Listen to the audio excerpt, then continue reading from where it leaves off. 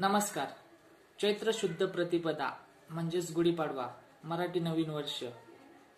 गुढीचा प्रसाद म्हणून गुड आणि कडुलिंब हे दिले जाते.